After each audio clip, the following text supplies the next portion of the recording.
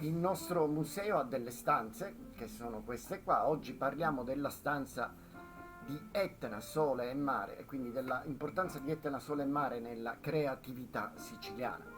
E quindi abbiamo invitato tre dei nostri artisti, dei nostri creativi, che ci parleranno appunto di questi tre temi. Partiamo con l'Etna, con l'Etna che insieme al Sole e al Mare appunto è uno dei caratteri che identificano la Sicilia.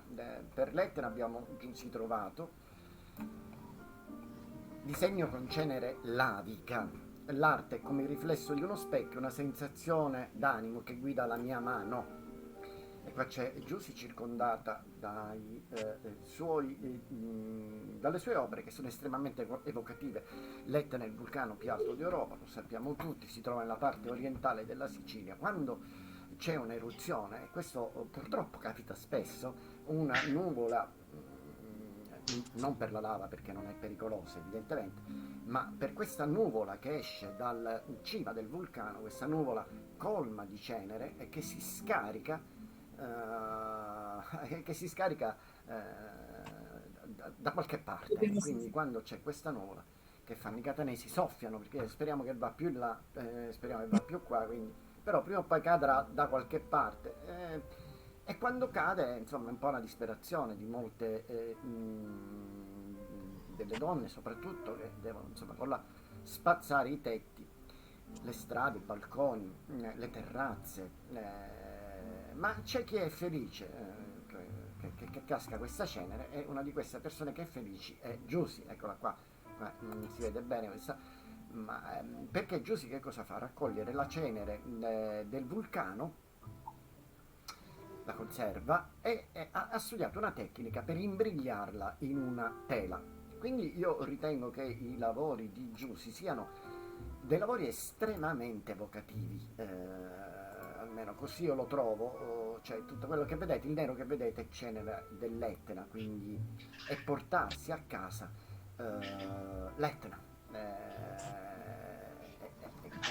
Quindi a me suscitano, perché l'arte è questo, no? L'arte deve suscitare delle emozioni attraverso appunto quello che si vede, e pensare che questa cenere che viene dal vulcano più alto d'Europa, no? La fucina di Efesto, e che magari te la porti a casa, che so, a Melbourne o a New York, lo trovo estremamente evocativo. Giussi, allora, parlaci dell'Etna, cos'è per te e di come è nato il tutto. Buonasera a tutti, io sono Giusy Provato. Per me l'Etna, diciamo che mi affascina sempre quando con i suoi parossismi con la lava dà sempre degli spettacoli veramente unici. E quindi la mia arte è nata da una sensazione d'animo, come ti dicevi tu, Giovanni, omaggiando la Santa di Catania, per Sant'Agata. Da lì poi ho cercato in qualche modo di fissare la cenere sulla tela, e infatti io realizzo le mie opere fissando proprio la cenere con dei prodotti specifici e adatti, e in modo tale da poterli fissare bene sulla tela, e devo dire con ottimi risultati perché non scende più, diciamo, restano sempre fissi sulla tela, in modo tale da poterli tenere e conservare con sé, perché la mia arte prima era nata, come dicevo poco fa, disegnando brevemente a terra, solo che non avevano una durata, ovviamente, non potevano durare per sempre. E invece così, fissandolo sulla tela, si può sempre ammirare, diciamo, un'opera propriamente con la cenere dell'Etna, solo e esclusivamente con la cenere dell'Etna. Grazie Giussi. Grazie a voi. Etna, sole e mare. Sole, beh, il sole accomuna tutti quanti, quindi non c'è chi può dire il sole è mio, lo faccio più io che un altro. Tutti in realtà parliamo di sole nella Sicilia. Noi però ora per il sole abbiamo interpellato Alessandra Schinocca, che dice l'arte è una ceramista, L'arte e poesia è la meraviglia della vita che suscita stupore nel più intimo dell'anima nostra, capace di illuminare laddove c'è buio. Alessandra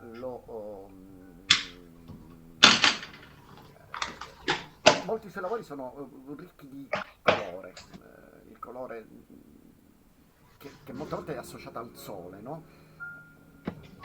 Sicilia è una terra solare, una terra luminosa e quindi siamo solari dentro, quindi lo esprimiamo spesso attraverso i colori, questa luce del sole.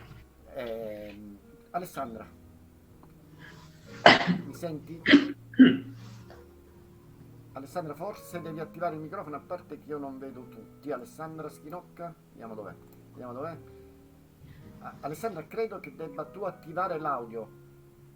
Devi attivare l'audio. Lo devo attivare io? Non ti sentiamo. Oh, Mi sentite? oh, sì, ti sentiamo, Alessandra. Ok. Alessandra, allora, tu Buon hai... pomeriggio a tutti, piacere. Sono Alessandra Schinocca dalla provincia di Catania. Ecco. Allora, io sono una ceramista da solo 25 anni, amo la ceramica alla follia. Tramite questa materia prima che deriva alla base dell'argilla, riesco a fuoriuscire tutte le mie emozioni artistiche che ho dentro. Ovviamente tutto nasce dall'amore per questa nostra Sicilia che è meravigliosa. Eh, i colori che io utilizzo maggiormente sulla ceramica è il rosso e il giallo che è il sole, il colore principale che utilizzo, il rosso che è un richiamo che faccio sempre alla lava dell'Etna. Questo amore per la ceramica nasce, ero piccolissima e trovo a terra un coccio di ceramica antico. L'ho iniziato ad accarezzare, a capire che cosa fosse quella materia prima e da lì poi con gli appositi studi faccio questo meraviglioso lavoro.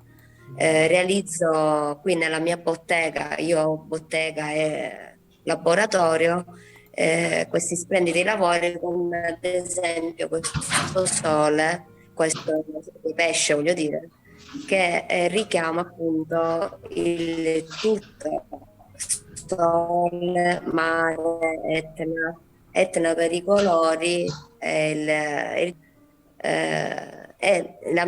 mio intento è quello di trasmettere e far sentire l'emozione che provo io ai clienti, alle persone che entrano qui ad osservare le mie opere e dare quell'attimo di, come dire, pseudo benessere e felicità che l'arte può darci. Tu sei catanese, come catanese l'artista che abbiamo presentato prima, c'è Giusy Trovato, abitate anche più o meno vicino, anzi abitate molto vicino, perché sono venuto a trovare tutte e due, intervistare tutte e due a casa, e potete studiare qualcosa assieme.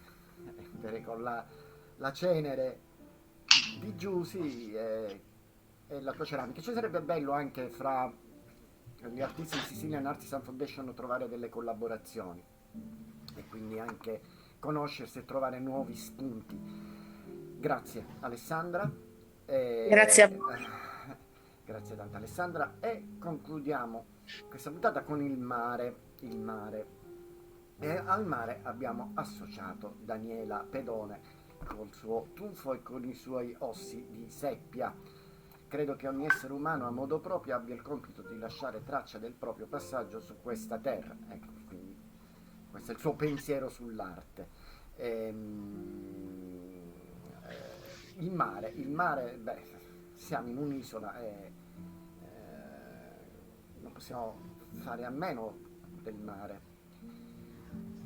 Anche se ci sono delle contraddizioni, poi, per esempio, ci sono tante isolette qua in Sicilia, no?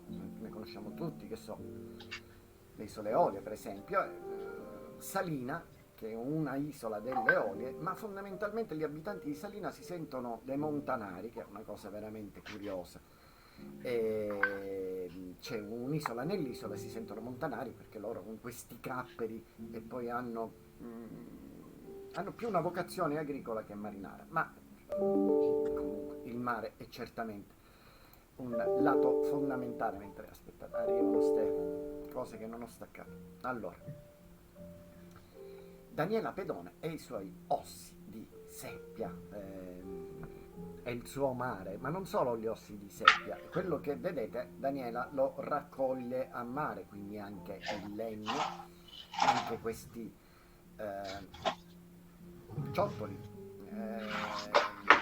e tutto quello un attimino che vediamo. Qua ci sono delle conchiglie.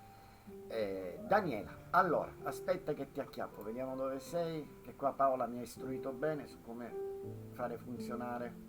Daniela, qua sei, ecco, t'ho visto.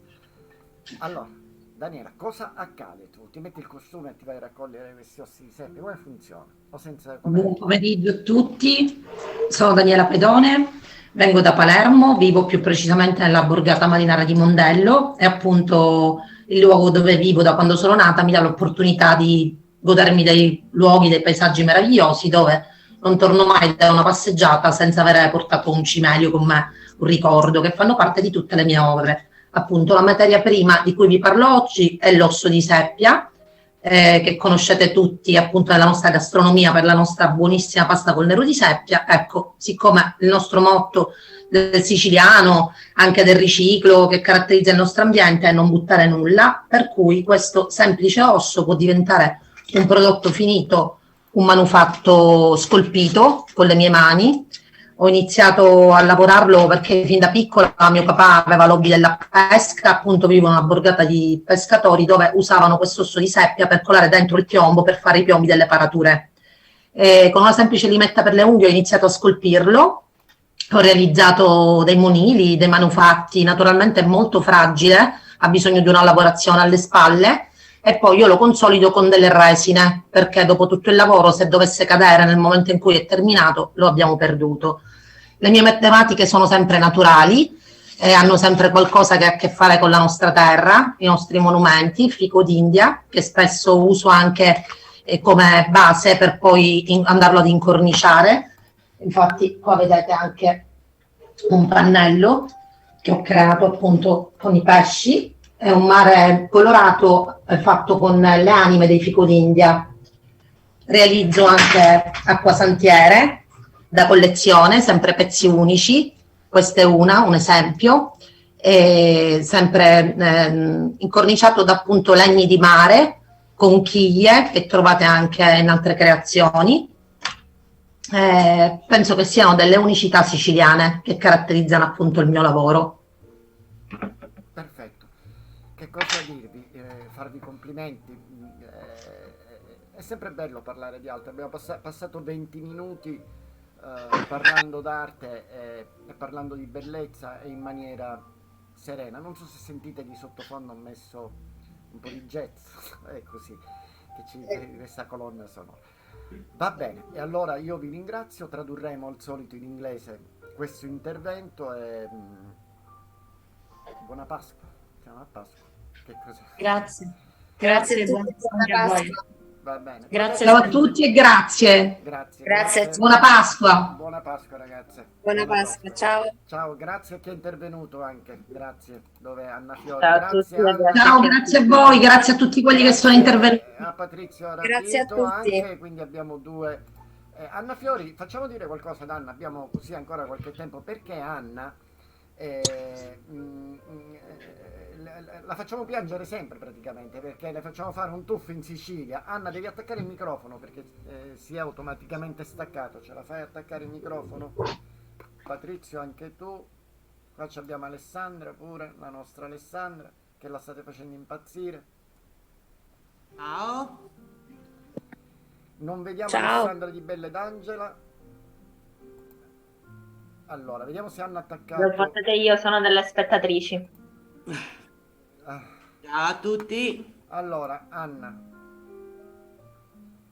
dove sei? Ti vedo e poi ti vedo. Allora, Anna, dove vivi tu? Io abito a Prato Sono d'origine sarda siciliana perché mia madre era di Paceco, anzi, più precisamente di Acquaviva Platani e poi si sono spostati a Paceco. E vabbè, io amo la Sicilia, ovviamente l'ho nel sangue, siccome la dipingo, a volte la mescolo insieme alla Sardegna, perché mio padre era sardo, e beh, bene o male raffiguro sempre quella, o il mare, o le isole Gadì, o le saline anche di Trapani. Vabbè, non ti facciamo dire Coca-Cola perché si sente un po' il Sì, la toscano. gente. Non te lo facciamo dire, ecco qua i lavori. Come queste intrecciatrici di aglio che a me piace tanto. Sì, perché ho un'amica a Nubia, tra l'altro, dove lei fa l'aglio, produce proprio l'aglio di Nubia ed è meraviglioso. Poi mia nonna, quando arrivavo in Sicilia, e tuttora le mie zie, tra l'altro, perché vengo ogni anno, vabbè, la pasta con l'aglio non può mancare, Vabbè, a ecco. Trapani, l'agliata a Trapani non può mancare. Oh. Grazie Anna, prima che il tempo scade abbiamo Grazie Patrizio. a tutti voi e buona Pasqua. Buona Pasqua. Abbiamo Patrizio Rabito che è un altro pittore, lui viene da Catania. Patrizio è una persona dolcissima a cui sbaglio sempre il cognome, o una volta con due R, una volta con due B, invece Patrizio, ora vediamo, ogni volta giustamente rivendica il suo cognome con una B. Patrizio ha disegnato tantissimo la sua città di Catania, a cui è molto legato, vero Patrizio? Dici qualcosa?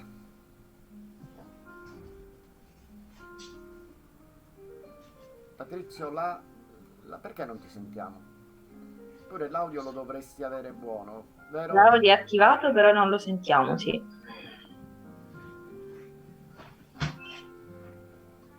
Purtroppo non ti sentiamo, Patrizio.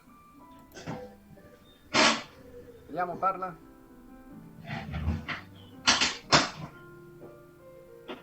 Patrizio, non ti sentiamo, ma vediamo. Questa è la fontana della Menano, per chi non è a Catania. La Menano è un fiume sotterraneo che spunta proprio alla fine, dove c'è Piazza Duomo a Catania, c'è la pescheria e subito dopo il mare. Spunta questo fiume sotterraneo e spunta da qua. Questa è Piazza Duomo di Catania. Questo è l'anfiteatro di Catania, l'anfiteatro romano, che credo era il secondo più grande del mondo, non vorrei dire una cosa per un'altra. Catania ha questa leggenda di avere una città sotterranea, perché la lava diverse volte, il che è vero, cioè c'è una Catania sotterranea, dico poi chiaramente si è un po' enfatizzato questo concetto e quindi in questa città sotterranea hanno fatto accadere di tutto, hanno fatto perdere scolaresche, cioè, poi non so fino a che punto la leggenda, però veramente c'è una città sotterranea a Catania. Anche questo anfiteatro che vedete in realtà è un po' sottomesso, perché la lava spesso è sepolto Catania. Alba da Citrezza, quest'altro quadro di Patrizio che non lo sentiamo. Patrizio, sto facendo io per te, pazienza, parlo io per te, non ti preoccupare. È bellissima, è estremamente evocativo, no? Questa Alba da Citrezza. E questa è da una finestra del castello di Aci Castello, Aci Trezza. Ci sono 7 Aci in provincia di Catania. Aci era un pastorello, Aci era un fiume che non si è in realtà mai trovato dai tempi dei Greci, era un fiume che a quanto pare correva molto molto veloce, perché Aci deriva da Achis che significa saetta, ma questo fiume non si è mai capito dove fosse. La riunione è gratuita, terminerà tra 10 minuti, eccetera. Poi ci schiamo ok. E quindi, Patrizio, non ti abbiamo sentito, purtroppo l'audio c'è qualcosa che non va, non ti preoccupare, ma ti ho fatto la buona pubblicità io. Allora, grazie ancora a tutti quanti e buona domenica, buona Pasqua e buona domenica.